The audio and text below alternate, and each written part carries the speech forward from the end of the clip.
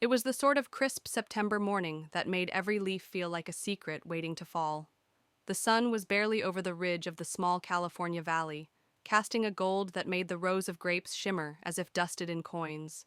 To most, the sprawling Morelli vineyard was paradise, but for Talia Morelli, it was a prison built on lies, secrecy, and silence. Talia hadn't been back in 6 years, not since the day her father told her she wasn't cut out to run the vineyard and handed the family business to her brother Luca. He hadn't even looked her in the eye when he said it, just handed her a plane ticket to New York and told her she was free to chase her big city dreams. She had gone. She had built a life. And now she was back. But not for reconciliation, not for nostalgia. She came back because her father had died. And with him, the truth had begun to rot.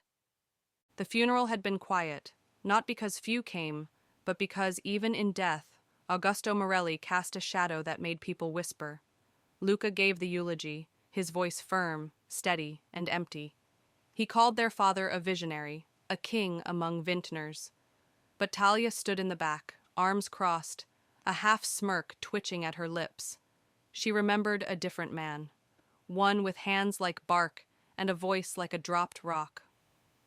Afterward, while everyone drank overpriced Chianti and exchanged grief like currency, Aunt Sophia approached her.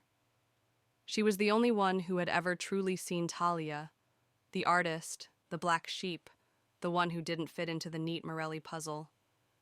"He left you something," Sophia whispered, pulling a small iron key from her coat. "Didn't want Luca to know."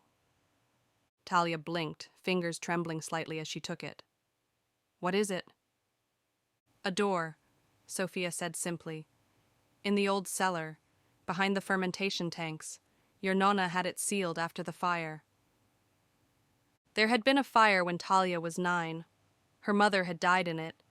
They said it was an accident. But in all her years, no one ever explained why the flames had started in the middle of a rainy night, or why her mother had been locked in the library. Later that evening, Talia slipped away from the guest house and crossed the vineyard barefoot, just like when she was little. The cold earth between her toes, the scent of grape skins in the air. It grounded her more than anything had in years. The cellar was exactly how she remembered it. Cool, quiet, lined with rows of sleeping barrels. She found the metal panel hidden behind a curtain of cobwebs and shadows, just where Sophia said it would be. Her breath caught as she slid the key into the ancient brass lock. It turned with a click that echoed like a gunshot in the hollow space. The door opened onto a narrow stairwell that spiraled downward. The smell hit her first: dust, mold, and something metallic. As she descended, the air grew heavier, colder. When her bare feet touched the stone floor at the bottom, she felt it in her bones. This room hadn't been touched in decades. And yet someone had been here recently. A single bulb buzzed to life when she flipped the switch. What the light revealed made her stomach lurch. Rows of boxes, old photos, charred journals, and in the center, a rusted vault with her mother's initials carved into the iron. The vault door was slightly ajar. She stepped forward, palms sweating.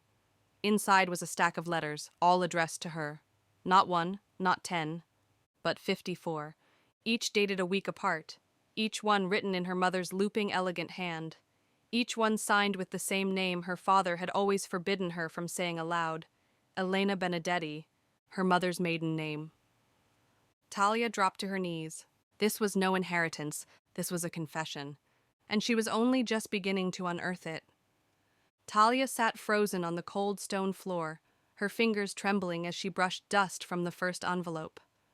The ink had faded, but her mother's handwriting still curved with care. Each letter, a ghost of a woman who had died in a fire no one wanted to talk about. The top letter was dated October 12th, 1999, the week after the fire. Her breath caught. But that wasn't possible. Her mother had died in the fire. Everyone said so. The newspapers, the police, her father. Hands shaking, she unfolded the brittle page. My darling Talia, if you are reading this, then the lies have begun to rot. Good. I don't know how long it will take you to find these, or if you'll believe me when you do. But I pray you will. I'm writing from inside the storm, where truth is a weapon and silence is survival. I had to disappear to protect you. Your father is not who he says he is. He never was. Love a mama. Talia read the letter 3 more times. Her vision blurred with disbelief. Then anger. Then ice-cold clarity. Her mother didn't die in the fire. She escaped it. But why had no one told her? Why had everyone played along? Luca, the Vineyard staff, even Aunt Sophia. The grief, the years of therapy, the unanswered dreams where her mother reached through smoke and flame, all of it built on a lie. And her father, now dead, couldn't answer for any of it. She read 2 more letters that night. The second hinted at blackmail. The third mentioned someone named Gabriele. Her mother wrote of secret ledgers, payoffs to local officials, a hidden buyer who wanted Morelli Vineyard, badly enough to kill for it. It wasn't just a family business. It was a laundering front. Your father made a deal with devils, Elena wrote. He tried to pull out, and they punished him by coming for me. But I had help. Gabriele got me out. I had to leave you behind to keep you safe. Talia pressed the pages to her chest, barely able to breathe. Her mother had survived. She had run. She had written 54 letters. Why had she never come back? The answer came as she opened letter 5. My sweet girl, I begged Sophia to find a way to get these to you. She swore she would. If she's given you this key, it means something's changed. Maybe Luca's grown a conscience. Maybe your father's grip finally cracked. But I know Luca. I know how deeply he's buried his loyalty. Don't trust him. Don't trust anyone with the Morelli name. And whatever you do, don't sell the vineyard. Not until you find the deed. It isn't in his name. It never was. Talia stood so fast the pages scattered. Her heartbeat thundered. The deed? She remembered the argument, her father screaming, her mother slamming a drawer. Over my dead body, Elena had said. And then the fire. Talia grabbed her phone. She needed Sophia. Now, no answer. She texted instead. Sophia, the vault is real, so are the letters. I need to see you, urgent. She didn't wait. She gathered the letters, locked the vault, and made her way back through the cellar. The night had thickened like old wine. Stars blinked overhead, mocking her confusion. As she approached the guest house, something shifted in the air. Movement. She stopped. A figure was sitting on her front porch. Luca. He rose slowly when he saw her, a glass of red in one hand, his eyes unreadable in the dark. You went into the cellar, he said, more statement than question. Talia's blood ran cold. What do you want, Luca? He took a sip of wine, then looked at her with that smile he inherited from their father. Smooth, rehearsed, and completely hollow. We need to talk, he said. Then he dropped his voice to a whisper. Before someone else finds out what you've done. Talia stood still at the edge of the porch, moonlight cutting sharp angles across her face. The crickets had gone silent. Her grip tightened around the small canvas pouch where she'd stashed the letters. Luca's eyes were darker than the wine in his glass. Say what you came to say, she replied, her voice low, steeled. He studied her a beat longer before sitting back down on the wooden chair, crossing one leg over the other like they were 2 old friends catching up. Dad's gone. You came back, and now you're digging through the past like it's your business again. She didn't respond. Luca leaned forward, resting the glass on the arm of the chair. You think you know what he did? What Mom did? You think you've got the truth tucked away in some letter from 20 years ago? Talia blinked slowly. Her heart pounded, but her face didn't crack. I know you're hiding something, she said. And what makes you think you're not? He countered, standing again, taking one step toward her. You always thought you were the only one with pain. But Dad didn't just exile you, Talia. He ruined all of us. You just got away. He was close now, his cologne still the same, sharp and bitter like cedar smoke and ambition. She held her ground. What was the deal, Luca? Who was Gabriele? Why were there payoffs? Why did Dad have to burn everything down? A flicker, just a flicker in his expression. and she saw it, a crack. He knew the name. "You need to stop," he said quietly.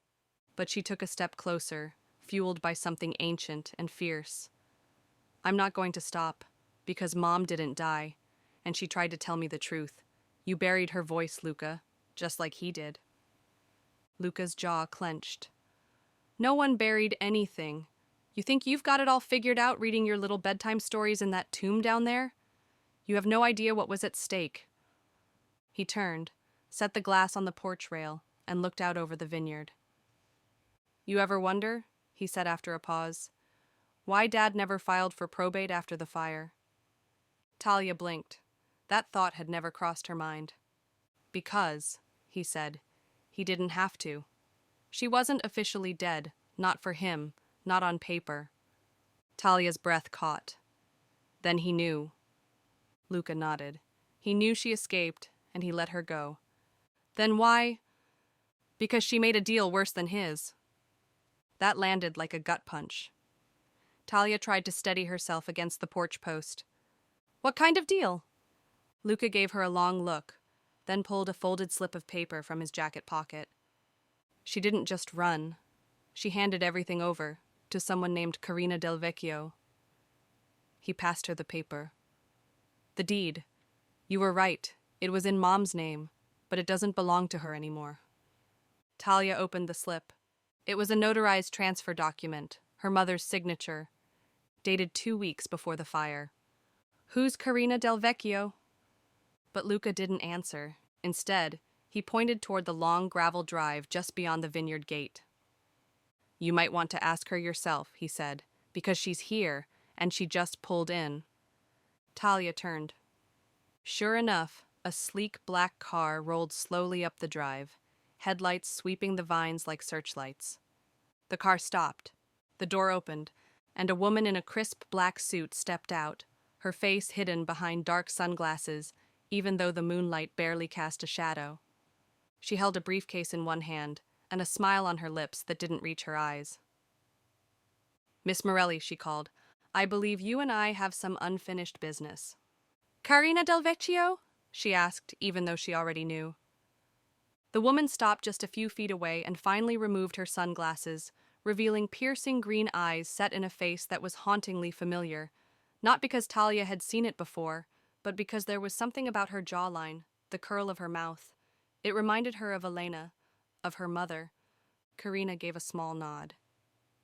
"You've grown into your mother's cheekbones," she said, eyes sweeping over Talia's face. She would have been proud, or furious. Hard to say. Luca stepped down from the porch, suddenly far less self-assured. "You were never supposed to come here." Carina turned to him. "And yet, here I am." Talia stared at the briefcase. "What is that?" "Evidence," Carina replied, "of everything your father did, of what your mother tried to undo, and of why I now legally own this land." Talia's stomach dropped. "You bought the vineyard from my mother?" "No." Carina's smile tightened. "Your mother gave it to me, for protection, for safekeeping."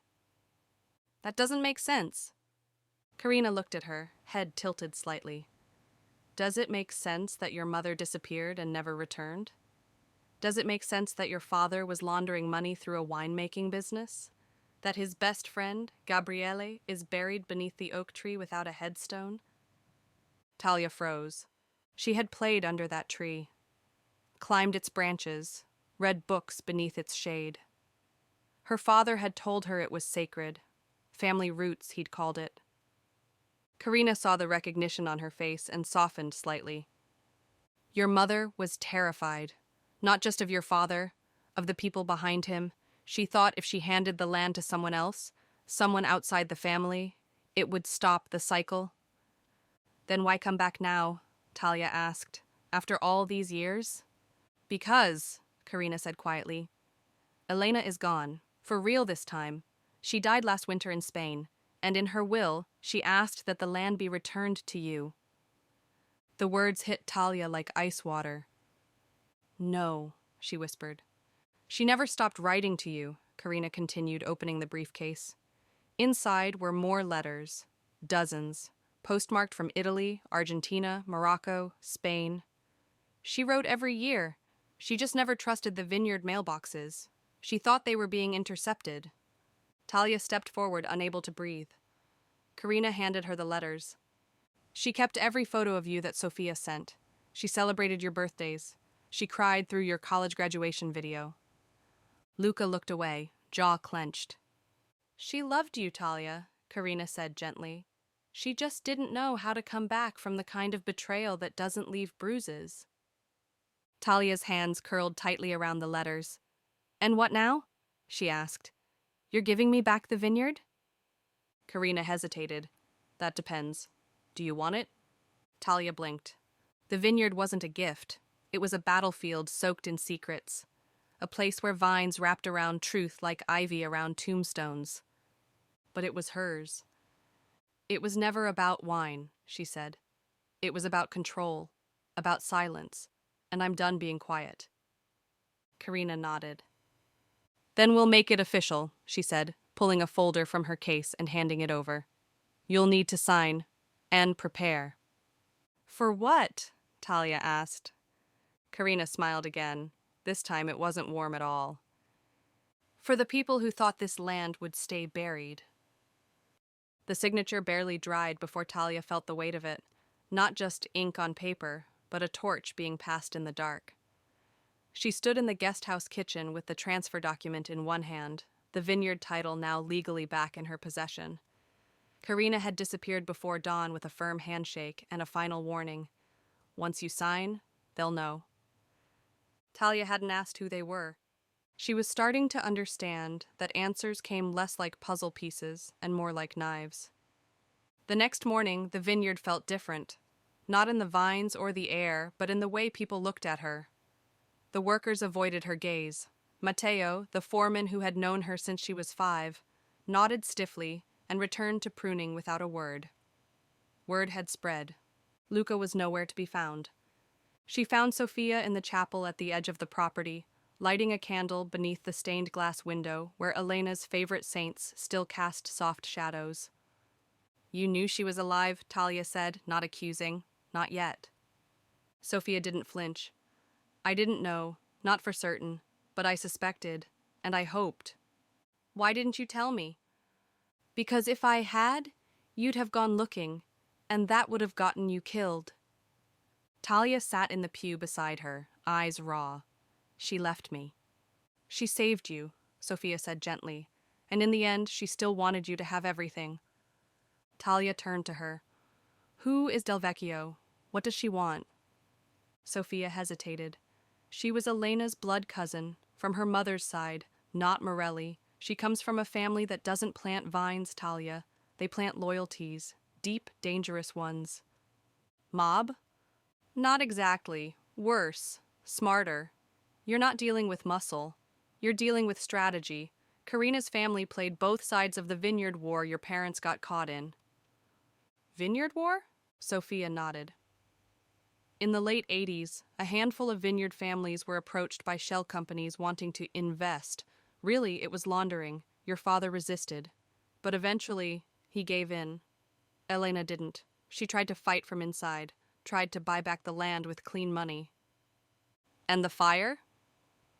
Sophia looked at her, pain behind her eyes. That was the night Elena tried to expose everything, the night she brought the real ledgers to your father. Talia sat back, breath shallow. He chose them over her. He didn't think she'd survive. A beat of silence passed. Then Sophia reached into her bag and handed Talia a sealed envelope.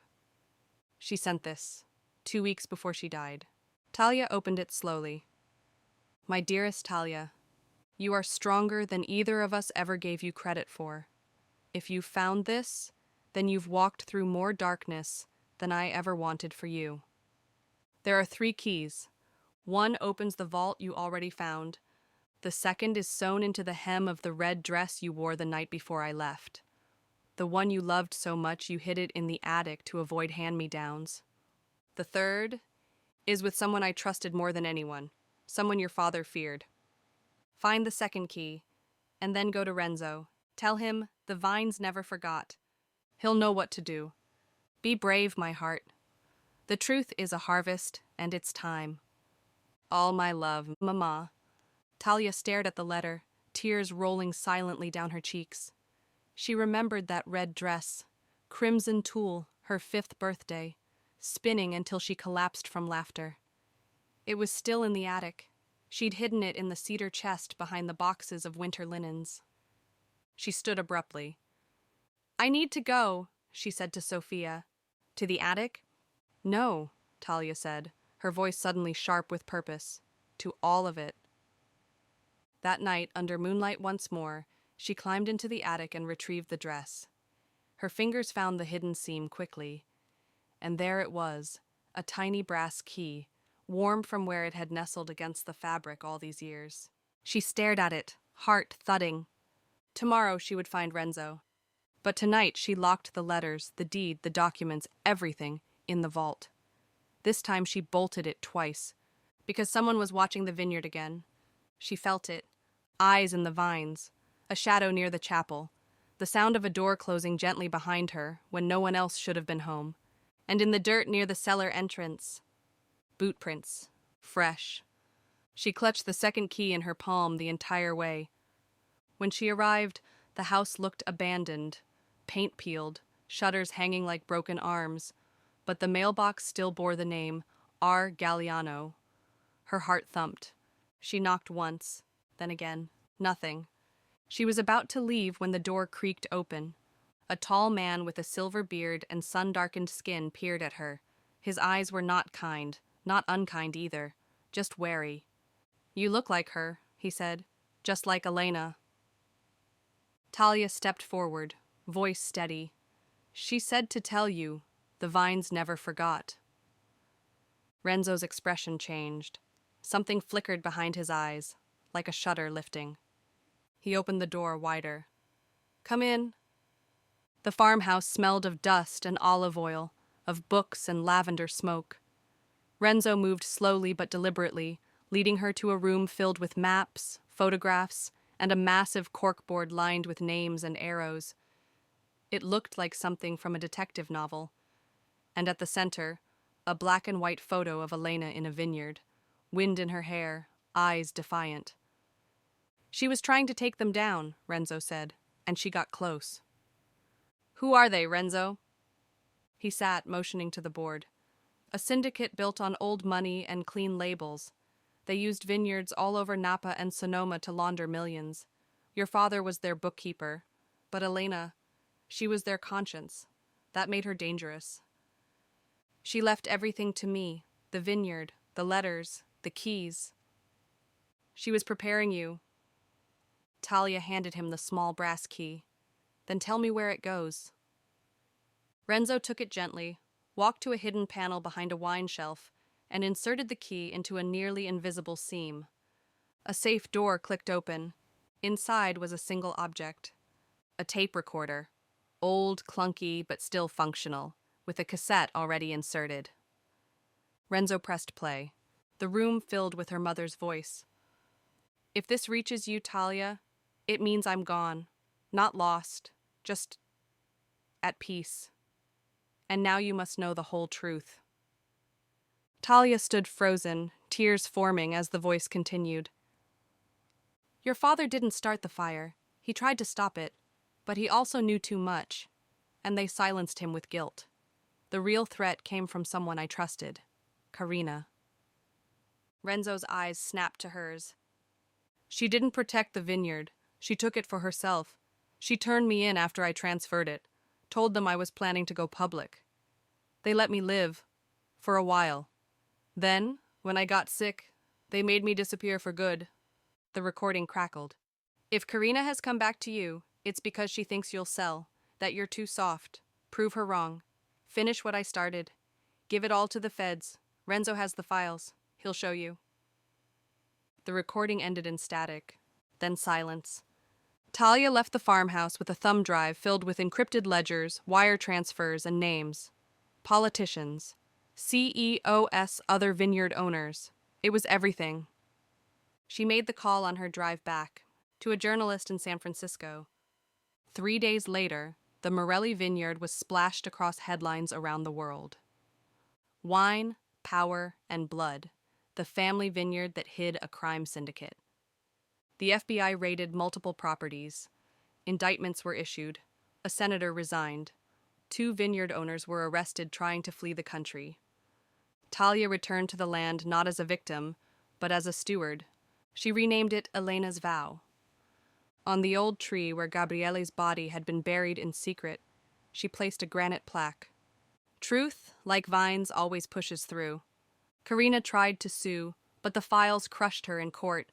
She disappeared soon after. Luca left town. Sophia stayed. The vineyard thrived, not from sales, but from truth-telling tours, nonprofit partnerships, and wine named after women who fought back. And every year, on her mother's birthday, Talia walked the cellar steps, placed a rose on the vault, and whispered, "You didn't vanish, Mom. You planted me." The end.